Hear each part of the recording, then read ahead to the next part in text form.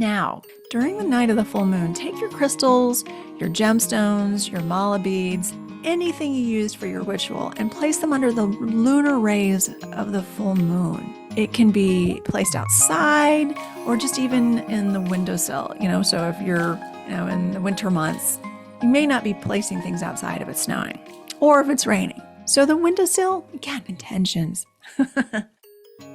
Hello, my beautiful divine journey seekers. Today, I'm talking about the magnificent full moon and the rituals you can do for manifesting. So grab your crystals and light your candles. We'll delve into the moon cycles, the ancient celebrations of the full moon, and I'll even share some fun facts about how the lunar energy impacts our lives, and especially for women. I happen to have a bit of a love affair with the moon. I've got my full moon ball here, and I'm wearing my full moon earrings. Do you feel the same way? I mean, who isn't mesmerized by the full moon lunar rays? Now, to truly harness the power of the full moon, we need to understand the moon cycles. The moon goes through 8 distinct phases in its 29.5 day cycle. Not 29, not 30, 29.5 day cycle. From the new moon to the waxing crescent, first quarter, waxing gibbous, full moon, waning gibbous, last quarter, and finally the waning crescent. The full moon marks the climax of this cycle, where the moon is fully illuminated and its energy is at its peak. Throughout history, various cultures have celebrated the full moon. For example, the Egyptians aligned their festivals with the lunar calendar. Native American tribes also named each full moon to reflect the changing seasons, like the harvest moon in autumn. These celebrations are honored because the belief is that it's powerful enough to illuminate and transform what is hidden. The full moon has fascinated humans for centuries, inspiring myths, legends, and traditions. Ancient civilizations saw the full moon as a deity or a divine entity. In Greek mythology, the moon goddess is Selene. She's often depicted driving a chariot across the night sky. The Romans worshipped Luna, their equivalent of Selene.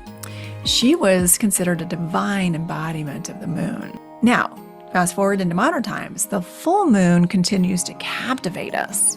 It's a symbol of mystery, romance, and transformation. Many people feel a deep connection to its luminous glow. It has this heightened ability to impact emotions and brings a sense of awe. The celestial body reminds us of the natural cycles of life and our place within the universe. And what do you think of when you hear of werewolves? The full moon, right? The myth of werewolves transforming under a full moon has been a staple of folklore in Hollywood for years. This trope has its roots in ancient beliefs and the idea that the full moon could influence human behavior. So, next time you watch a werewolf movie, just remember, it's not the full moon's fault. And speaking of movies, why do movies only show the moon when it's full? It's because the full moon is inherently dramatic. Does anybody jump up and down with the gibbous moon? Sorry, gibbous, but no, it's the bright lunar rays that's associated with mystery and transformation. It makes the perfect backdrop for storytelling and cinema. From romantic scenes to horror sequences, the full moon sets the stage for heightened emotions and thrilling moments. Some other fun facts about the full moon: the term lunatic comes from the Latin word luna, reflecting the belief that the full moon can drive people mad, hence probably the werewolves. Some studies suggest that crime rates and emergency room visits increase during the full moon. Farmers have historically used the full moon to plant and schedule their harvesting, and they just trust that it's because the moon's power is helping to support the plants grow, and it's associated with abundance as well. One fascinating story is about the blood moon or the lunar eclipse. In many cultures, this rare event is seen as a powerful time for transformation and change. The reddish hue of the moon during an eclipse is said to symbolize rebirth and renewal. It makes it an especially potent time for rituals. Did you know that moonology is the study of the moon's influence on our lives, both scientifically and spiritually? This field explores the moon's gravitational pull effects on the earth, from the tides to our own biological rhythms. It also delves into the symbolic and mystical aspects of the moon, helping us understand how its phases can guide our intentions and emotions. A blue moon is a rare event that occurs when there are 2 full moons in a singular calendar month. This happens approximately once every 2.5 years. So when you hear once in a blue moon, you understand why. They're very infrequent. Blue moons are considered powerful times for manifesting and are believed to amplify the energy of the full moon, making it also an ideal time for setting intentions and achieving goals. Did you know that women are often more sensitive to the moon cycle? This connection is deeply rooted in our biology. Just as the moon influences the tides with its gravitational pull, it also affects the water within our bodies. Women with the natural cycles of menstruation often feel this influence more acutely. Some fascinating studies suggest that women's menstrual cycles can sync with the lunar cycle, and also enhancing our intuitive abilities and emotional awareness during the full. The moon's impact on the ocean waves is a fascinating phenomenon that involves the gravitational and centrifugal forces between the Earth and the moon. During the full moon, the moon and the sun are on opposite sides of the Earth. Their combined gravitational pull creates stronger tidal forces, resulting in higher tides and lower low tides. This is why the full moon is considered or associated with powerful oceanic and emotional waves. If the average adult is roughly 60% water, give or take based on factors like weight, height, and how much water you drink, now you understand why emotions can run so high during full moons. So it's a great time to harness that potent intensity in our favor with intention setting and rituals to manifest whatever we want. After all, it's divine feminine energy that gives birth to life, love, new ideas, creative genius, abundance, and prosperity. Okay, so let's dive into the heart of this episode with the full moon rituals for manifesting. Yay! These rituals are designed to help you release what no longer serves you. And you want to express gratitude. That's what's so critical. You got to express gratitude in order to manifest your desires. And if you're not home during the night of the full moon, you can do these rituals 1 to 2 days before or after. All right, so first things first, preparation. Clear the energy of your bedroom and your entire home and use sage and Palo Santo. Palo Santo is a personal favorite of mine. I think it just smells better. I drive my family crazy with sage. They don't like the smoke. So if you don't like smoke, you can use essential oils that have sage infused to use in a diffuser, or even create your own spray. I'll even just sage myself. I'll spray or use the sage and use the smoke. Again, it's such a deterrent for my family. But find a quiet, comfortable space. Gather your candles, crystals, journaling materials, and any items that resonate for you. So it always has to come back to what feels right for you to either have a certain color candle even. I like to use white.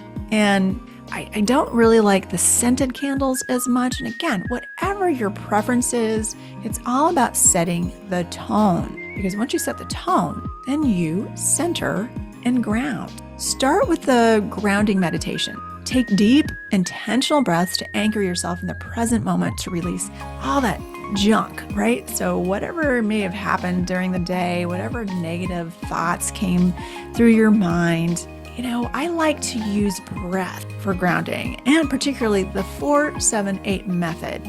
That's breathing in for 4 seconds, holding for 7, and breathing out for 8 seconds. So 4-7-8. Breathe in for 4, hold for 7, and breathe out for 8.